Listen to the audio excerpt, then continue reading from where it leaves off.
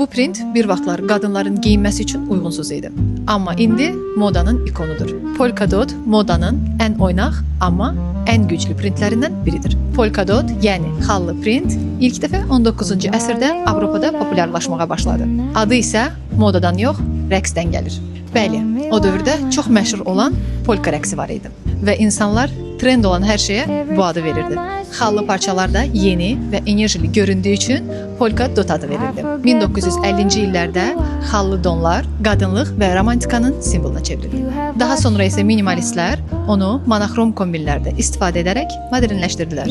Bugün polka dot həm qadınsı, həm əyləncəli, həm də lüks vibe verə bilir. Sadəcə ölçüsünü və kontrastını düzgün seçmək lazımdır. Böyük xallar statement və diqqət mərkəzi, kiçik xallar daha zərif və klassik görüntü, rəngli polka dot gənclik enerjisi, monoxrom polka dot isə status və minimal şıqlıq verir.